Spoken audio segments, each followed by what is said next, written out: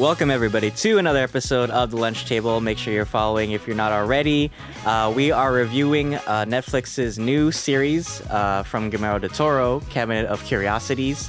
It's a new kind of like horror anthology series. I'm really enjoying it. But Akram, I want to get your thoughts on the first two episodes that are now out.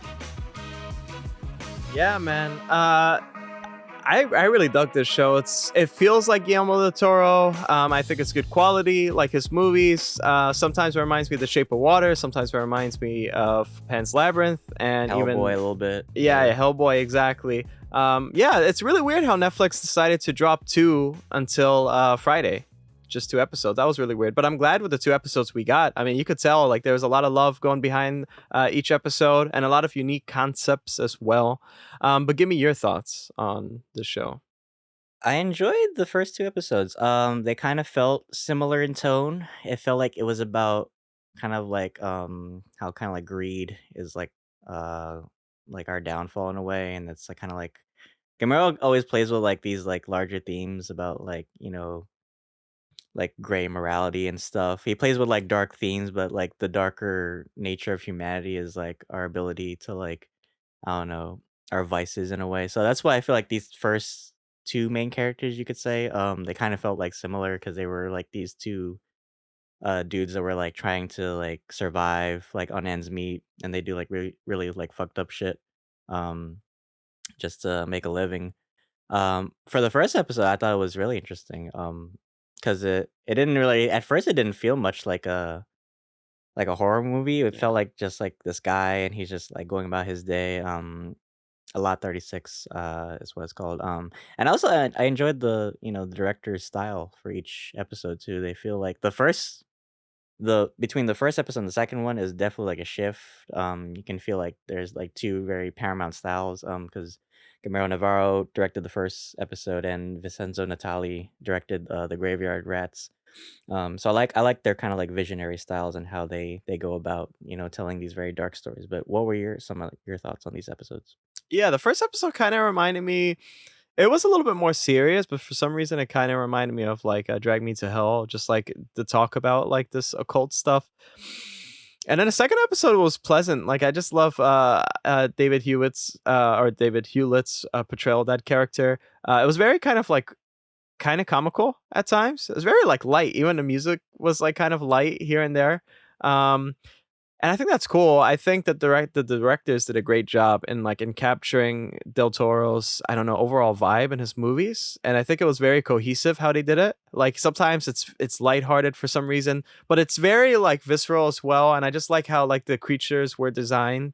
I think you could only find those designs through Del Toro himself.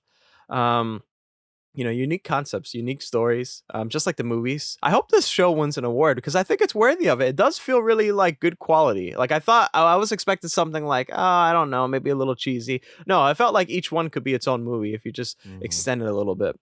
But yeah, I guess so. Since we're talking about both, we might as well talk about the first one, right? So Lot 36. So give me your overall thoughts on Lot 36.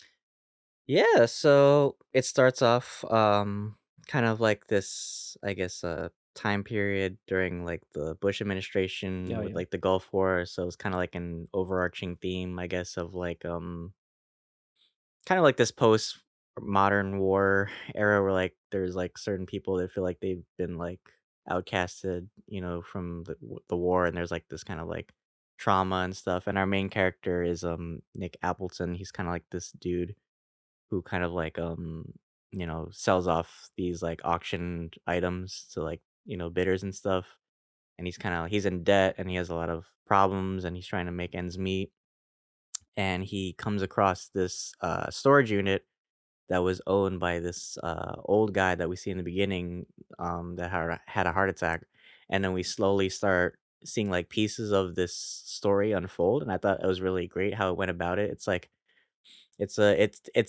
starts like a very like so funny. We just reviewed The Barbarian, and it feels so much like that too. It's like it starts off like a normal story, like we see like this dude's day-to-day life, and then slowly we see like snippets of like this weird, like you said, like occult stuff. And then by the end of this episode, it's like it turns like a whole like 180, and it's like this like demonic shit. And I was like, holy fuck. Um Yeah, I can't remember that guy's name that plays Nick. But he was a great actor. Oh, I enjoyed his performance. wait, Tim Blake Nelson? Yeah, that's his name. Yeah. Yeah, he was awesome. He he was so funny, just like the way he says things, and just like, oh fuck me blue. I It's just know. his mannerisms. But yeah, he was a great actor in this episode. What were your thoughts on his character in this story? I like I don't know, it's kind of hard to like he kind of what's that character? Stooge or whatever?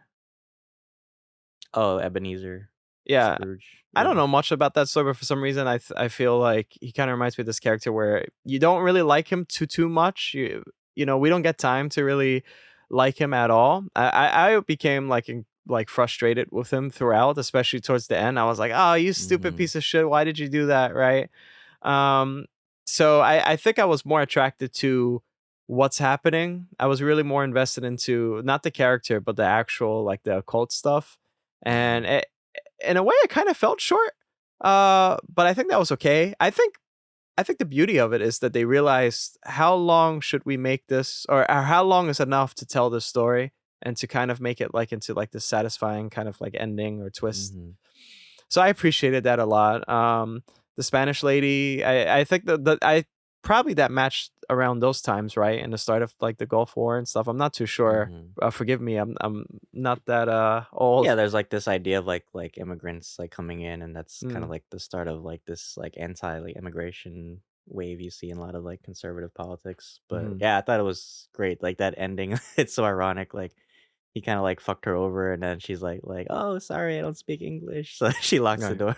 What did you think of that? So that scene. Well, first and foremost, he's digging through that storage unit with some guy who's like he knows about like the occult stuff, Hmm. and they find the secret passage that is exactly like the barbarian, which is funny as well. Right. Um, and so we see some lady used as like a sacrificial, I don't know, conduit for like to Vessel. keep Yeah. the vessel just to Hmm. keep the demon inside. So what did you think of the design from that? Yeah, yeah, definitely felt like very like Gomero like inspired.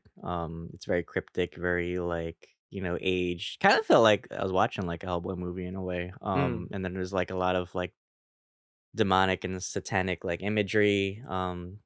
I think the most disturbing shit actually was the Nazi photos out oh of all yeah, that. You just find out this dude was like from Germany and shit. Like all the satanic shit I could have overlooked. right. Um and even that weird, like, he had, like, this thing made of, like, human hair and shit, so there's a lot of, like, weird, like, disturbing, like, little iconography in this episode, but I think it works really well. It definitely, like, feels like an occult, kinda like a dark, like, Scooby-Doo, episode, kinda like also, like, just storage units in general, I thought it was great that they used it because if anyone has never, like, owned a storage unit, it's very creepy to walk through one. Like, there's just, like, silence. There's these long hallways. Most of the time, no one's ever, like, really, like, managing it, so you just, like, walk down and the lights do, like, actually, like, flicker, like, 'cause they're timed. Yeah. So there's, like, moments where, like, you have to, like, run and, like, turn the light switch on. So I thought that was a great use of, like, location. Yeah, yeah, it's like Moon Knight. I want to get your thoughts on so Sebastian Roche, pardon me if I'm saying that name wrong. I believe he's like German in the show too. And it was funny cuz we saw some Nazi like photo books and stuff, and the fact that Sebastian Roche knows about the occult stuff. Mhm. Um Do you think that's like a play on like the whole thing about the immigrants, or like actually, I keep like harkening this back to the Barbarian review that we did because we thought that Skarsgård was bad, right? And I kind of had Mhm. this thing where like, oh, is Sebastian Roche's character bad as well? Do you think that that has anything to do with it, like to subvert your expectations or change your expectations That's later on? interesting you bring that up. I didn't even think about that, to be honest. I feel like it's weird. It's weird to think. I feel like I think it's a weird representation about people who are very open-minded, kind of like delve into these kind of like dark and mysterious like um I don't know, like histories and stuff. Like I feel like that guy like he wasn't even like a bad dude. He was just like a historian. Like he was just like really like into like kind of the occult, and like he was like an observer or like a man of science or something. And it just so happened that he was really interested in this book that they were trying to get in the storage unit. Um, but Nick's character actually feels like the villain in this because he's doing everything just out of greed. Um, even when he was trying to like hustle the immigrant lady like for her storage unit. So yeah, and Gilmero when he even like opened up with this episode, he was talking about like how these darker stories tell about like our innate like human nature, our sins, right? So it really was like a play on like how like Nick's vices were like the real evil of this episode. Yeah, But awesome. yeah. Yeah, yeah. Yeah, I really enjoy, and I wonder if that's I wonder if every 2 episodes they drop the through line will be about greed, and then it'll have, like, underlying, themes touching on Mhm. certain things as well. Not just greed, I'm sorry, each one has its own, like, sin or something like that, I wonder. Mhm. Um, so do you wanna talk about the 2nd episode that also dropped?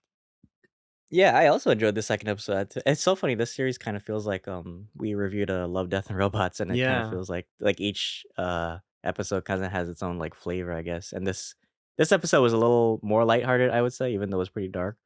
But we see this these two grave robbers, and they're kind of like going through these cemeteries, like picking off like jewelry and shit.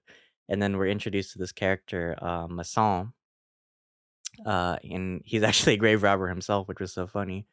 He's kind of like a nuanced like grave robber. He's like kind of like a self-indulged, like educated guy, but like he's still like poor and he's trying to like make an ends meet. And he lives in like this brothel house too. What did you think of his character? Yeah, well, I think also smarts help you out when you're trying to scheme because throughout this episode, he was doing like a lot of, at least he had more wit than I think Nick's character did in the first episode. And strangely enough, he was like religious a little bit. I say a little bit because he kind of like used God like for nefarious He breaks a few things. commandments here and Yeah, there. Yeah, exactly.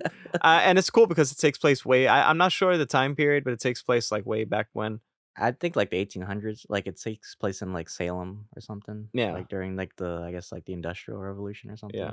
I like how these stories just so happen it's like a coincidence. Like you're there and then you witness like something. I kind of consider these stories kind of like events. Like you witness something and it's Hmm. like, oh shit. And there's so much history because everything feels so archaic once you finally like see the monster. It's like there's a lot of like Hmm. items and props and whatnot.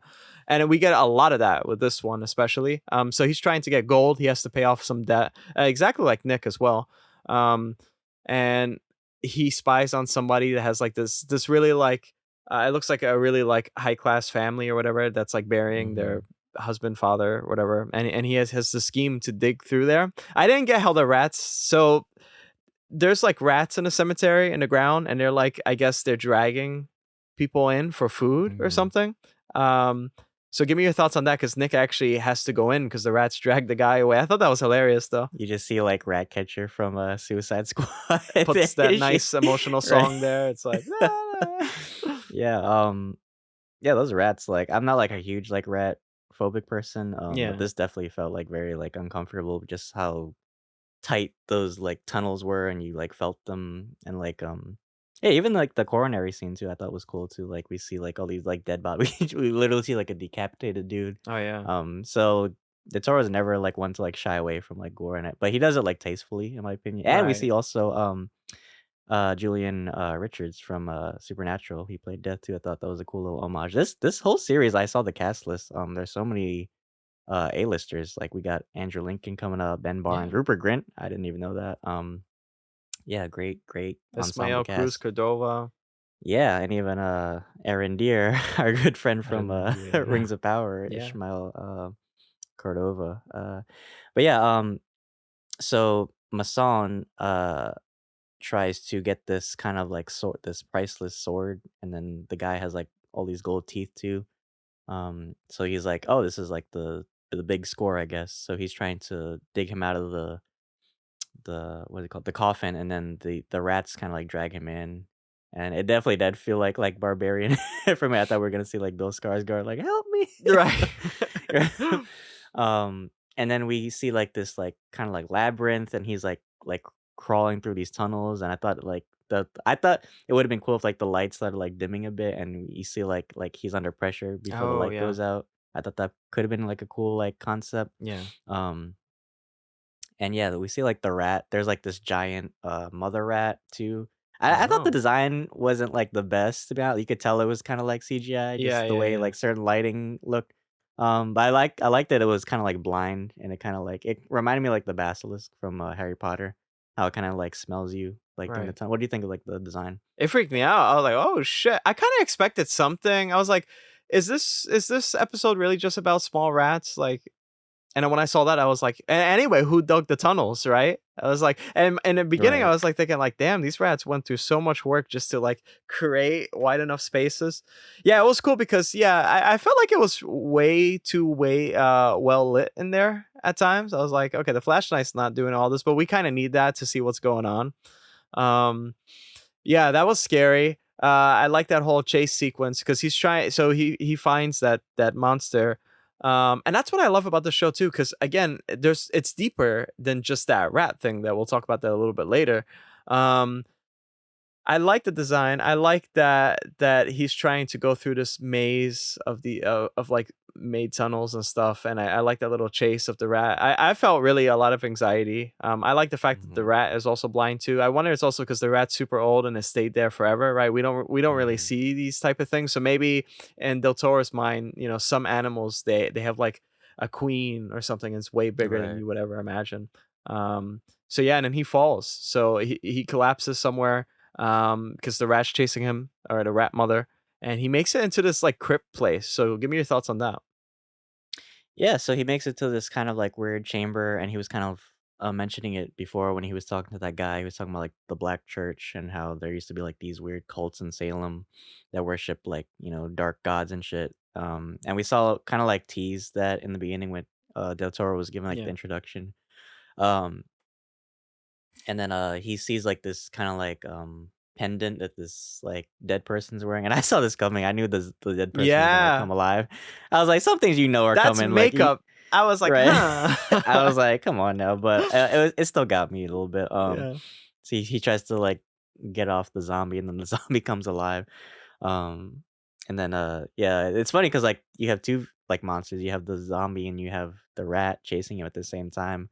So it's funny that we don't just get, like, 1 monster. It's, like, different monsters in each episode. Um and then he kinda I thought he was actually gonna make it out that tunnel for a me bit. too. I thought it was gonna end on, like, a happy note because the last episode, the guy Yeah, died. So I thought this episode, oh, maybe he actually, like, gets away with it and he sells, the trinkets or something. yeah, But eventually he ends up in the coffin himself, ironically. And that whole rat when they open the coffin up and the rats, are, like, going through his body, it reminded me, like, the mummy when the scarabs were, like, eating through, like, the dude's body and shit. It was yeah, so, like I felt, like, so cringe, but yeah, that's how good the show is. It really makes you feel like, I don't know, something, like, in you, like, you feel it physically, right? yeah, yeah. Oh, and also the rat dies, gets crushed by a boulder. Mhm. Yeah, I wonder though. I'm not a big fan of like in reality, evil sometimes does win, actually, most of the time. Like, I wonder, or not even just evil, but like greedy people most of the time win and stuff. I'd like to see a story later down the line where somebody because kind of like when we reviewed Hellraiser, these characters, you have to find a way how to empathize with the main character, even if like you don't, you're not agreeing with her lifestyle and stuff like that. But there's something about that character that you agree with. I think for this show, it's like you just like how they're portrayed and you kind of find them funny here and there. But I'd like to see some of them win at the end of the day. I do want to see some of them win. Mhm. So hopefully that comes out a little bit later. I thought it was really cringe, the ending. Even his eye pops out. Um so yeah, so okay, so give me your overall thoughts on episode 1 and 2. Episode 1, I thought was great.